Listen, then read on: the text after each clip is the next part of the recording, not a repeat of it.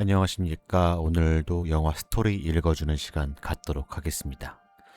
따로 영상은 첨부드리기 어렵지만 소리에만 집중해서 자면서도 일하면서도 편하게 들으실 수 있는 시간 만들어 보겠습니다. 영화의 처음부터 결말까지 모든 스포일러가 포함되어 있음을 미리 알려드립니다. 우선 짧게나마 감상평을 전해드리자면 저는 10점 만점에 8점을 주고 싶은데 우리나라 영화에서 절대로 본 적 없는 압도적인 액션과 연출에 감탄했습니다. 소통의 부재라거나 절대적인 선과 악 이런 주제의식을 다 제쳐주고도 영화의 때깔 하나만으로 압도하는 영화였는데 처음 가보는 놀이동산에서 가장 인기 있는 롤러코스터를 타는 기분이었습니다. 다만 그 롤러코스터가 생각보다 길어서 살짝 루즈해지는 구간도 있었는데 그럼에도 한 번 더 타고 싶다는 기분은 확실히 들었습니다. 그리고 몇몇 씬을 제외하면 CG도 훌륭했다고 생각합니다. 그럼 본격적으로 영화 이야기 풀어보겠습니다. 시대는 1980년대로 추정됩니다. 장소는 휴전선 비무장지대 인근의 작은 항구 마을 호포항인데 이 마을 출장소장으로 근무하는 경찰 범석이 있습니다. 그는 성기 일행의 신고를 받고 출동하는데 나중에 밝혀지지만 둘은 육촌 관계인 친척 사이였습니다. 신고 내용은 촌길 한가운데 죽어있는 황소 사체였습니다. 범석과 성기 일행은 사체를 살펴보다 커다란 짐승이 핥힌 듯한 자상을 발견합니다. 곰의 소행이라기엔 상처가 너무 컸는데 일행 중 한 명이 해술 아저씨한테 들었다며 북한 쪽에서 가끔 호랑이가 내려온다는 이야기를 꺼냅니다.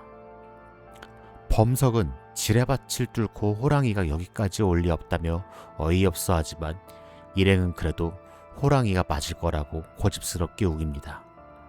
이 마을 사람들은 유독 해술 아저씨의 말이라면 무조건 믿고 보는 습성이 있는데 아직 화면에 등장하지도 않은 이 인물의 존재감이 자연스레 관객에게도 스며듭니다. 한편 범석은 시체를 살피기 전 일행 중 한 명이 들고 있던 칼빈 소총을 보고 그게 국가에 신고하면 민간인도 쓸 수 있는 총이냐며 한 소리를 하게 됩니다. 일단 범석은 호랑이라고 치고 주민 피해가 없도록 대응하기로 결정합니다. 총으로 무장한 성기 일행에게는 산 쪽을 살펴보라고 부탁한 뒤 홀로 경찰차를 타고 자리를 뜨죠. 바로 이 순간 영화 제목 호프가 화면을 가득 채우며 등장합니다. 이야기의 본격적인 시작을 알리는 장면인 겁니다. 읍내로 향하던 범석은 무전으로 부하경찰 성혜에게 예비군 소집을 지시합니다. 동시에 상부에는 인력 지원을 요청하지만 지역 예비군은 다 모아봤자 8명 뿐이라는 답이 돌아오고 상부에서도 근처 산불 때문에 지원이 불가능하다는 말만 돌아옵니다. 결국 별다른 지원도 얻지 못한 채 범석은 홀로 호포 읍내에 도착했는데 그의 눈앞에 펼쳐진 마을은 말 그대로 쑥대밭이 되어 있었습니다. 이 조용하던 항구 마을에 대체 무슨 일이 벌어진 걸까요? 평화롭던 하루는 이렇게 아무도 예상하지 못한 방식으로 무너져 버렸습니다. 범석과 헤어진 성기 일행은 차를 타고 이동하던 중이었습니다. 성기가 친구에게 정말로 해설 아저씨가 호랑이 이야기를 했었냐고 캐묻자 친구는 사실 그런 이야기를 들은 적도 해술 아저씨를 만난 적도 없다며 그냥 장난으로 지어낸 말이었다고 털어놓고 다 함께 웃어넘깁니다. 그렇게 이동하던 일행은 어느 축사를 발견하는데 울타리 철조망은 무너져 있고 피와 소털이 어지럽게 엉켜 있었습니다. 안으로 들어가자 다리 한 짝이 뜯겨나간 소 사체가 보이고 일행은 이곳이 아까 발견한 죽은 소의 원래 축사였다는 걸 깨닫습니다. 그때 일행 중 한 명이 다급하게 동료들을 부릅니다. 바깥 나무에 사람의 팔 한 짝이 걸려 있었던 겁니다. 성기는 축사 주인이 팔 한 짝만 남긴 채 잡아먹힌 것 같다고 전화로 범석에게 보고합니다. 성기 일행이 북쪽 숲을 더 수색하러 움직이는 사이 마을을 수색하던 범석은 어느 건물에 커다란 구멍이 뚫려 있는 걸 보고 급정거합니다. 처음엔 권총을 뽑아들지만 파괴 규모를 확인한 순간 권총을 집어넣고 경찰차 트렁크에서 산탄총을 꺼내 다시 움직입니다. 부서진 건물, 진리게져 죽은 사람들, 이따금 들려오는 정체모를 괴성까지 범석은 잔뜩 긴장한 채 골목길을 따라 흔적을 쫓습니다. 그러던 중 다리 밑에서 무언가 움직이는 걸 보고 산탄총을 쏴버리는데 그건 괴물이 아니라 생존자 낙연이었습니다. 사람한테 총을 쏘다니 제정신이냐는 낙연의 원망을 들으며 두 사람은 그렇게 다리 밑에서 마주하게 됩니다. 낙연은 자신이 괴물을 직접 봤다며 지금 가진 활과 도끼, 산탄총 정도로는 절대 상대할 수 없는 존재라고 경고합니다. 그러면서도 범석의 수색에 동행하기로 하고 둘은 함께 괴물의 흔적을 쫓아 정력점으로 들어갑니다.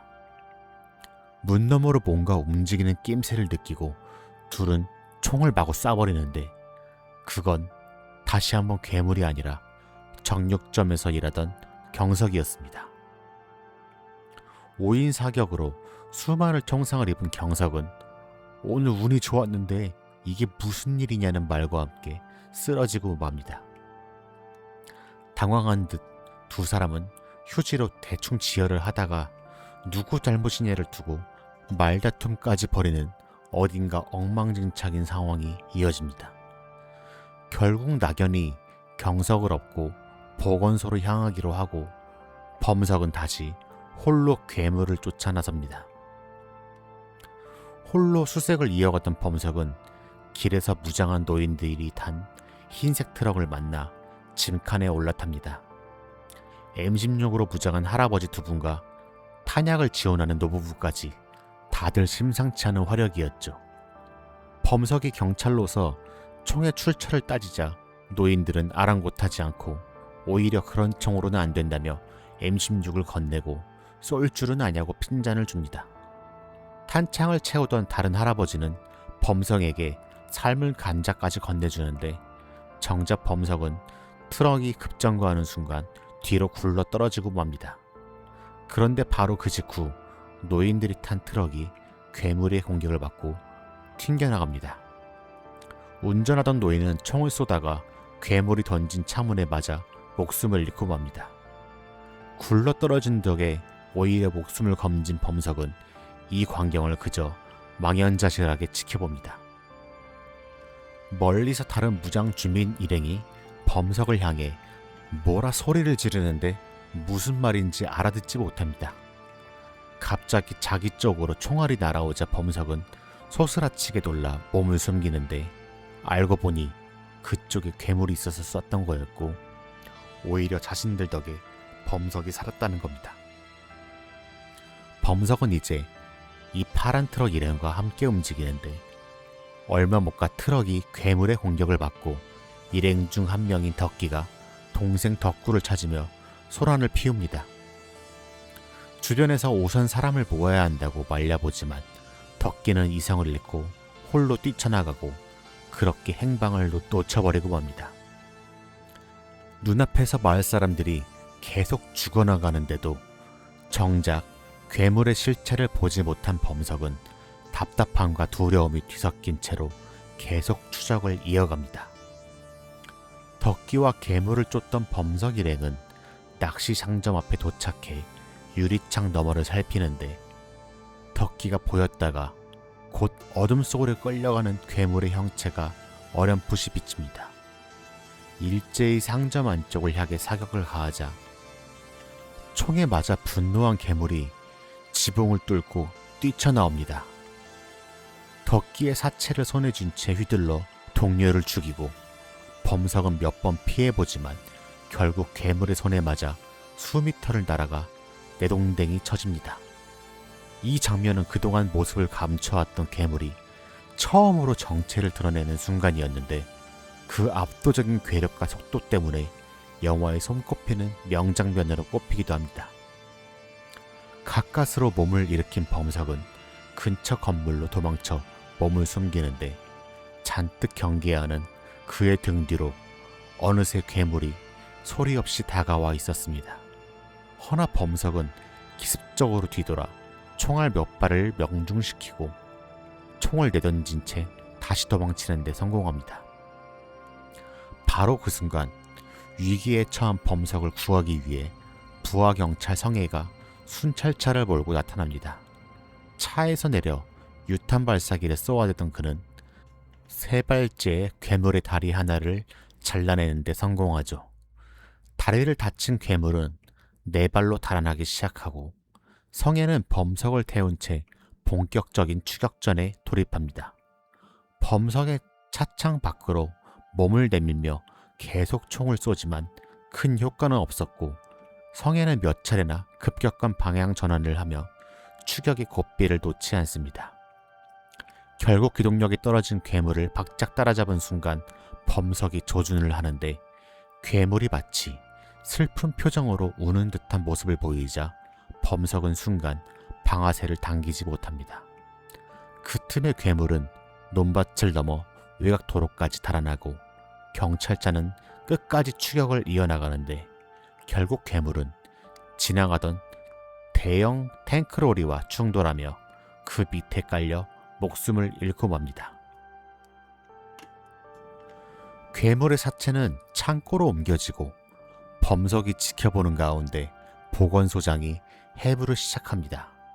워낙 크고 단단한 몸이라 일반 톱으로는 표피와 뼈가 잘리지 않아 전기톱까지 동원해야 했죠. 해부 결과 이 존재는 겉모습만 인간과 비슷할 뿐 장기 구성과 다리 관절 형태를 볼 때 우리가 알고 있는 지구의 생명체가 아니라는 결론이 내려집니다. 범석이 그 괴물이 마치 울고 있는 것 같았다는 이야기를 꺼내자 보건소장은 의아한 표정을 짓습니다.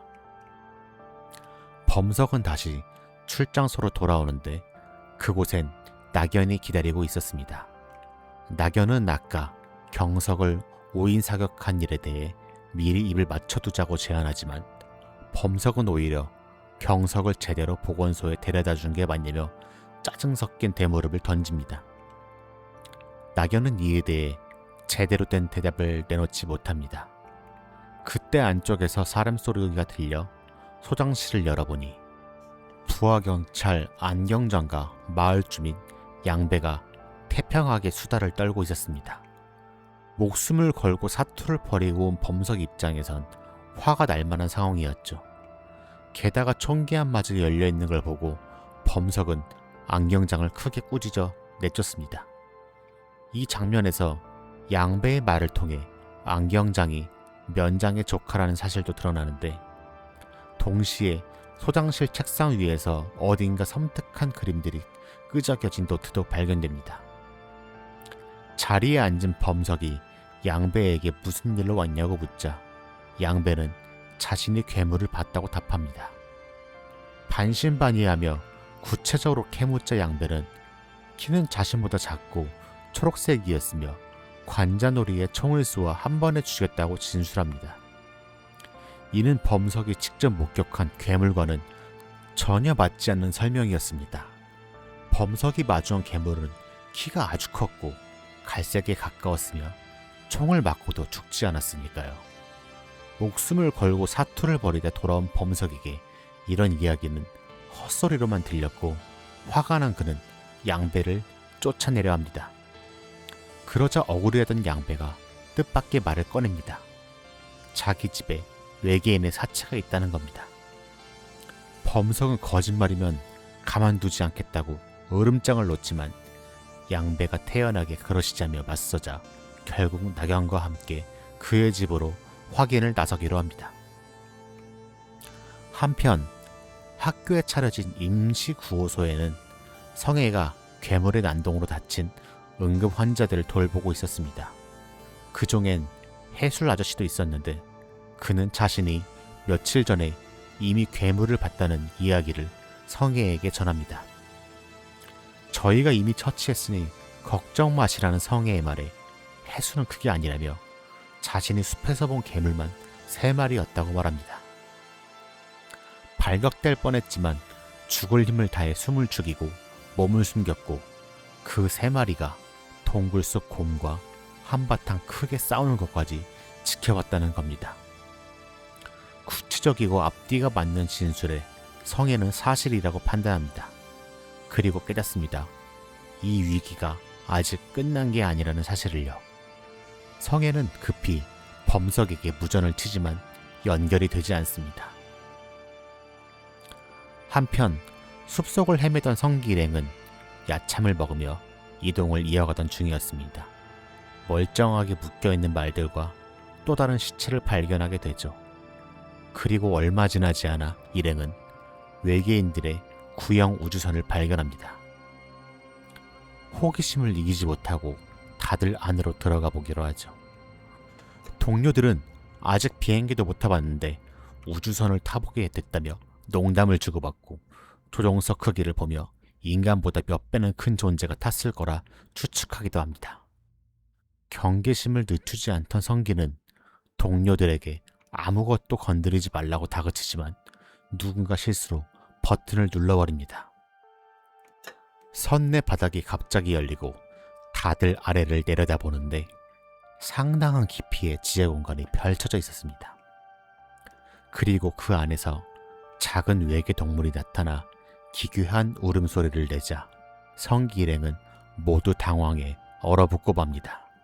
한편 범석은 양배가 말한 외계인의 사체를 직접 확인하기 위해 낙연과 함께 호포 저수지 입구 쪽에 있는 양배의 집으로 향합니다. 대문을 들어서자 마당엔 기이한 형상의 마네킹들이 세워져 있고 어지럽혀진 창고에는 박제된 돼지가 매달려 있는 등 온통 기괴한 분위기가 감돕니다. 범석이 당장 사체를 보여달라고 다그치자 양배는 신경을 살살 건드리듯 여유를 부리다 냉동고에서 사체를 꺼내 보여줍니다. 양배 말대로 죽은 외계인은 인간보다 작은 키에 초록빛이 도는 피부를 가지고 있었습니다. 범석은 처음엔 자신이 봤던 개체와 많이 다르다고 생각했지만 손가락 개수와 다리 구조가 같다는 점, 손이 작다는 점, 그리고 앞서 들른 해부 결과까지 종합해 이 어린 외계인이 마을을 초토화시킨 그 괴물의 자식이라는 확실에 이르게 됩니다. 그리고 낮에 자신이 추격했던 그 존재가 눈물을 흘리던 이유도 함께 이해하게 됩니다. 자기 새끼가 죽은 줄도 모른 채 그저 새끼를 찾아 마을까지 내려온 거였다는 사실을요. 범석은 이 상황에서도 태연하게 웃고 있는 양배를 향해 마을을 이렇게 만들어 놓고 그런 표정이 나오냐며 다 자라지도 않은 새끼를 죽인 게 사람이 할 짓이냐고 강하게 몰아붙입니다. 그럼에도 양배는 시종일관 자신이 뭘 그렇게 잘못했냐는 태도를 유지하는데 이 뻔뻔함이 오히려 관객들에게 서늘한 인상을 남기기도 합니다. 결국 범석은 경찰을 불러 양배에게 어린 외계인의 사체를 압수하고 생물학자에게 자신이 짐작한 사건의 경위를 전달합니다. 그때 자전거를 타고 힘겹게 도착한 성애가 숲속에서 3마리의 외계인을 봤다는 해술 아저씨의 증언을 범석에게 전합니다. 아직 외계인이 더 남아있다는 사실을 직감한 범석은 성애, 낙연, 양배와 함께 다시 경찰차에 올라 마을로 향하려 합니다. 그런데 숲속에 성기 일행이 있다는 걸 떠올린 범석은 급히 방향을 돌립니다. 낙연이 우리가 먼저 아니냐고 따지자 범석은 남이 아니라 자신의 육촌 동생이라며 잘라 말하고 낙연도 결국 수긍합니다. 우주선 안에서 외계 생명체와 예기치 못한 조우를 한 성기 일행은 잠시 혼란에 빠집니다. 그때 망을 보던 한 명이 밖에 외계인이 있다며 다급히 동료들을 부릅니다. 우주선 입구에서 숲을 살피던 일행은 자신들을 지켜보고 있던 외계인 아이더보르를 발견합니다. 아이더보르는 발각되자마자 빠른 속도로 도망치기 시작하고 성기 일행은 그를 쫓아 숲속으로 뛰어듭니다. 조준경 너머로 아이더보르를 포착했지만 더 이상 도망치지 않는 모습을 보고 성기는 뭔가 잘못되었다는 걸 직감합니다. 자신들이 유인당한 거라고 판단한 거죠. 바로 그 순간 숲속에서 알 수 없는 언어로 말하는 소리가 들려오고 반대편에서 또 다른 여성형 외계 생명체 조르가 모습을 드러냅니다. 조르가 경계하는 눈빛으로 일행을 바라보자 겁에 질린 몇몇이 성기의 만류에도 불구하고 총을 난사하기 시작합니다. 조르는 등에 달린 사슴뿔 같은 신체 기관으로 총알을 막아내고 곧바로 들고 있던 거대한 창을 던져 반격합니다. 창은 일행 중 한 명에게 그대로 박히고 그는 즉사하고 맙니다. 동료의 끔찍한 죽음에 일행은 순식간에 패닉에 빠져버리죠. 그나마 이성을 붙잡고 있던 성기마저 분노를 참지 못하고 반격을 시도하려는 찰나 숲속에서 굉음 같은 울음소리가 울려 퍼지며 더 큰 참극을 예고합니다. 세 번째 외계인 마베이오가 나무 사이를 헤집으며 엄청난 높이로 뛰어들어옵니다. 그는 일행 중 한 명을 발로 짓밟은 뒤 물어뜯어 살해합니다. 마베이오의 포효와 아이더보르의 추격에 겁에 질린 일행은 정신없이 도망치는데 한 명이 반격을 시도하다 조르의 습격에 나무에 부딪혀 치명상을 입고 결국 합류한 아이더보르에게 목숨을 잃습니다. 이제 둘만 남은 상황에서 성기를 제외한 나머지 한 명마저 마베이오에게 물려가고 성기는 홀로 숲속에서 정신없이 도망치는 신세가 됩니다. 이 무렵 합류한 어촌계 사냥꾼들도 외계인과 저우하지만 너무 빠른 공격 속도에 대응하기 위해 둘로 갈라지게 됩니다. 한쪽은 성기와 동행하며 죽은 동료들을 보고 복수를 다짐하지만 나무 위에 숨어있던 아이더보르에게 결국 당하고 맙니다. 성기는 그가 타고 왔던 말에 올라타 도망치는데 다른 쪽으로 향했던 말이 보이자 잠시 반가워하다가 안장 위에 하반신만 남아있는 걸 발견하고 절망합니다.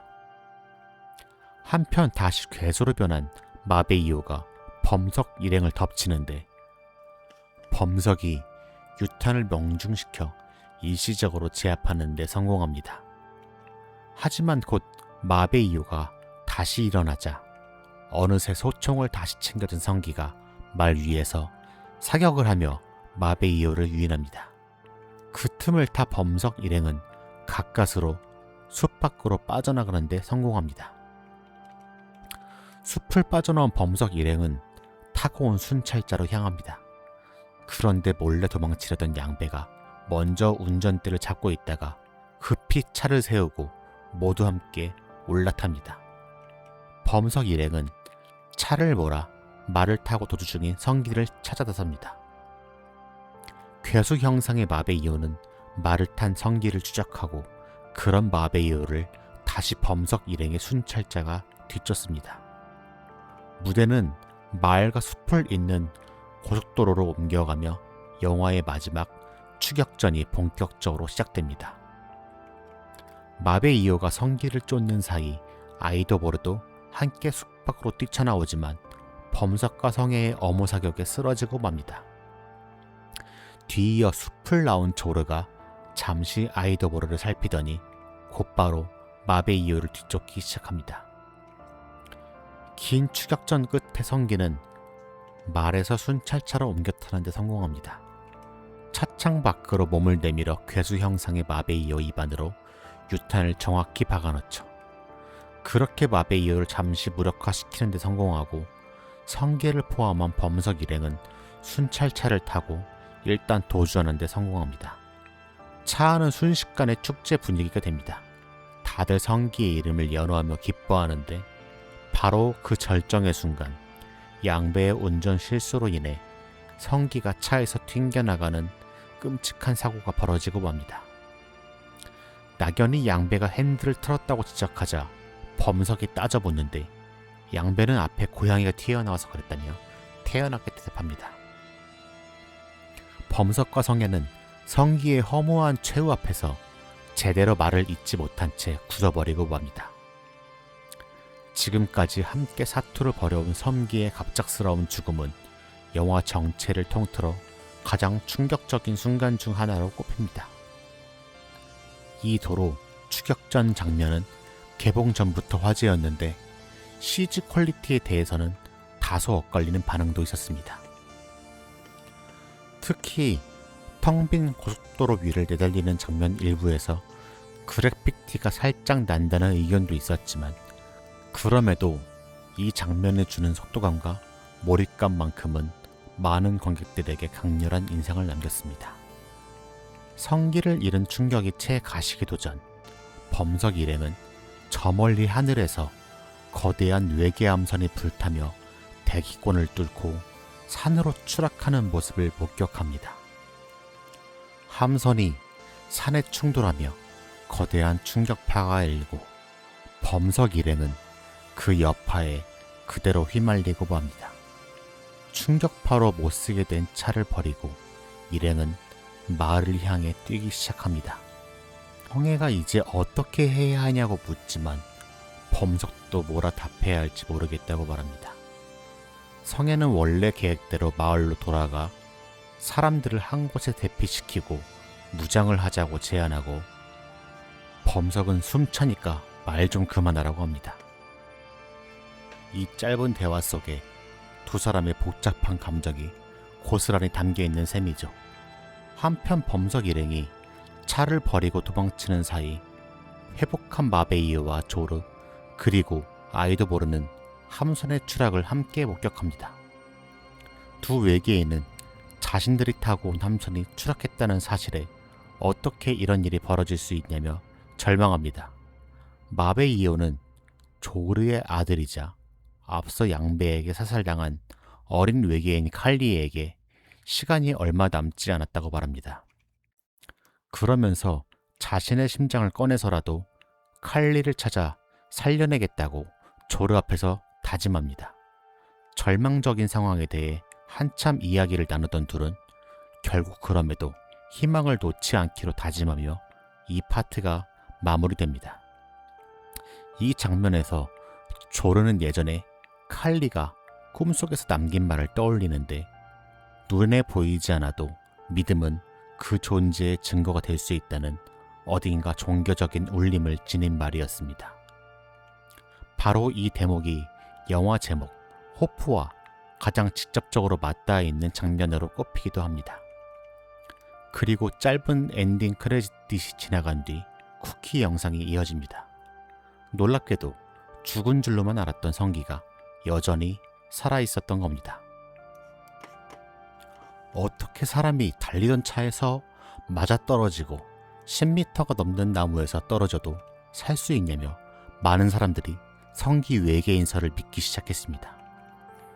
도로 구조물과 부딪힌 충격으로 들고 있던 소총에 총신이 휘어질 정도였지만 성기는 절뚝거리는 발걸음으로 천천히 읍내를 향해 움직이려 애랬습니다.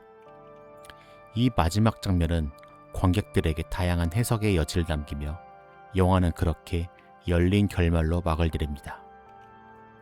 영화의 제목이 왜 하필 호프, 즉 희망이었을까요?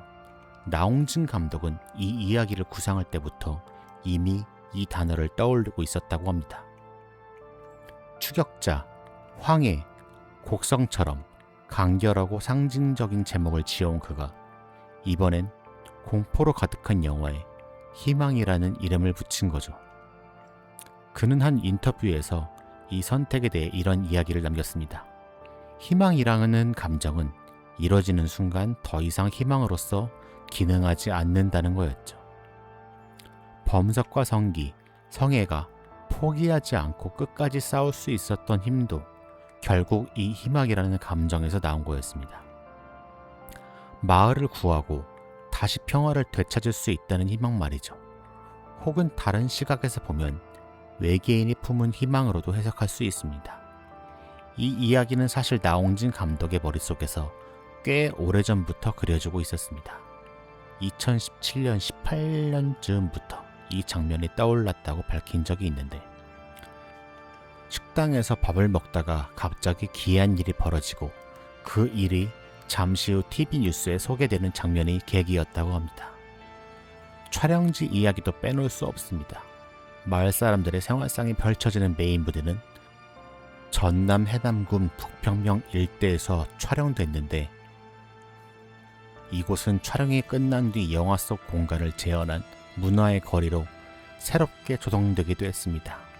반면 마을 외곽의 스산한 야생숲은 국내가 아니라 루마니아에서 찍었습니다. 이유는 의외로 단순했습니다. 국내 숲의 나무들은 잔가지가 너무 많아서 원하는 그림이 나오지 않았다는 거죠. CG나 세트 대신 날 것 그대로의 숲을 담고 싶었던 나홍진 감독은 직접 2주간 루마니아 전역 2구 20여 곳을 답사한 끝에 촬영지를 정했습니다. 그렇게 낙점된 카르파티아 산맥의 레테자트 국립공원에서 총 29일간의 촬영이 진행됐습니다. 이렇게 완성된 호프는 개봉과 동시에 폭발적인 반응을 얻습니다. 개봉 첫날에만 33만 명의 극장을 찾으며 올해 최고 오프닝을 기록했죠. 이후에도 흥행 속도는 무서웠습니다. 개봉 3일차에 100만, 5일차에 200만, 11일 만에 300만 관객을 넘어선 겁니다. 해외에서의 반응도 뜨거웠습니다. 칸 영화제 필름마켓에서는 200여 개국에 선판매되며 역대 한국 영화 사전 판매 금액 신기록을 세웠습니다. 나홍진 감독은 원래 이 이야기를 훨씬 길게 구상했었다고 밝혔는데 장면만 나열되는 걸 막기 위해 이야기를 다듬다 보니 지금의 구성이 됐다고 합니다. 그러면서 앞으로 3부작으로 확장될 가능성도 열어뒀습니다. 다만 그러기 위해선 국내 손익분기점을 훌쩍 넘기는 흥행 성적이 필요하다고 언급했죠. 이번엔 호프를 이끈 세 배우 황정민과 조인성, 정우현 이야기를 해볼게요. 세 사람 모두 이 작품 덕분에 처음으로 칸 영화제 경쟁 부문 레드카펫을 밟았습니다. 먼저 호프왕 출장소장 범성 역을 맡은 황정민입니다. 그에게 이 작품은 나홍진 감독과 곡성 이후 두 번째로 손잡는 이 작업이었죠. 황정민은 대본이 나오기도 전부터 이미 출연을 마음먹고 있었다고 합니다. 곡성을 함께한 경험에서 나온 신뢰가 있었고 나홍진이 SF를 하면 어떨지 궁금했다는 거죠. 그는 나홍진 감독의 대본에 대해 이런 이야기를 남기기도 했습니다. 설명이 거의 없고 대사 몇 마디에 모든 게 담긴 시 같은 느낌이었다는 겁니다. 또한 황정민은 수십 편의 영화를 찍어봤지만 상대 배우 없이의 오직 상상만으로 연기하는 건 이번이 처음이라 고민이 많았다고 밝혔습니다. 다음 마을 청년 성기역의 조인성입니다. 사실 그는 무릎수술 직후에 이 작품에 합류하게 됐는데 혹시라도 원하는 액션을 소화하지 못해 작품에 피해를 줄까봐 감독에게 미리 자신의 몸 상태를 솔직하게 털어놓았다고 합니다. 그럼에도 그는 말을 타며 총을 쏘는 액션 장면을 위해 3개월간 매주 2, 3일씩 승마 연습을 이어갔습니다. 극중 그가 선보인 긴 수염과 거친 외모는 화제가 되기도 했는데 나홍진 감독을 닮았다는 반응이 나올 정도였습니다. 칸 영화제 현장에서도 기자들에게 비슷한 질문을 받았다고 하는데 정작 감독 본인은 그런 의도가 전혀 없었다고 답했다는 후렴도 있습니다. 마지막은 순경 성애 역의 정우현입니다. 이 작품은 그에게 사실상 첫 장편 영화 출연이나 다름없는 도전이었죠. 정우현의 캐스팅에는 뜻밖의 비하가 있습니다. 평소 그를 눈여겨보던 황정민이 나홍진 감독에게 직접 추천을 한 거였습니다. 시나리오를 봤던 날 그는 집에 가는 내내 대본을 꼭 안고 갔다고 합니다. 제발 이 작품이 자신의 것이 되길 바라면서 말이죠. 총기 액션을 위해 정우현은 5개월간 연습을 이어갔고 그 과정에서 근육을 4kg이나 늘렸다고 밝혔습니다. 그는 나홍진 감독, 황정민, 조인성과 호흡을 맞추는 것 자체가 큰 도전이었다고 말했습니다. 말보다 눈빛으로 대화가 이루어지다 보니 그 속도를 따라잡는 게 쉽지 않았다는 거죠. 욕설 연기에 대해서는 재치 있는 후일담도 남겼습니다. 자연스러운 욕설 연기를 위해 황정민의 전작들을 참고했다고 고백한 겁니다. 한편 정우현은 이 작품에서 배우 이상희와도 다시 만나게 됐는데 오징어 게임 시즌 1 이후 약 5년 만에 재회였다고 합니다. 이렇게 세 배우가 각자의 방식으로 쌓아올린 노력들이 보여 지금의 호프라는 작품을 완성시킨 셈입니다. 이 정도로 호프의 이야기를 정리해봤는데요. 마지막으로 관객들 사이에서 나온 몇 가지 해석과 추측도 짧게 짚어보겠습니다. 먼저 제목 호프를 두고는 인간이 아니라 외계인들이 품은 희망을 뜻하는 게 아니냐는 해석이 많습니다. 자식을 잃고도 다시 살려내겠다는 마베이어와 조르의 마지막 대화가 그 근거로 꼽히죠. 반대로 인간 쪽에서 보면 영문도 모른 채 살아남은 자들이 앞으로 짊어질 불안한 희망을 뜻한다는 해석도 있습니다. 누구도 진짜 원인을 모르는 채로 하루하루를 다시 살아가야 하니까요. 또 하나 회자되는 지점은 쿠키 영상인데요. 성기가 살아있는 걸로 끝나면서 후속작 가능성을 열어둔 게 아니냐는 추측이 많습니다. 실제로 나홍진 감독도 흥행 성적에 따라 이야기를 더 확장할 수 있다는 뜻을 내비친 적이 있어서 이 열린 결말에 힘을 싣는 분위기입니다. 그 외에도 인간과 외계인 사이의 소통 실패가 결국 모든 비극의 근본 원인이었다는 해석, 그리고 양배라는 캐릭터가 보여주는 뻔뻔함이 인간의 이기심을 상징한다는 해석도 많이 나오고 있습니다. 여러분은 이 영화 어떻게 보셨나요? 저와 같은 생각이셨는지 아니면 다르게 느끼신 부분이 있었는지는 댓글로 편하게 남겨주시면 좋겠습니다. 오늘 영상 재밌게 보셨다면 좋아요와 구독 부탁드립니다. 다음에 더 재밌는 이야기로 찾아뵙겠습니다. 감사합니다.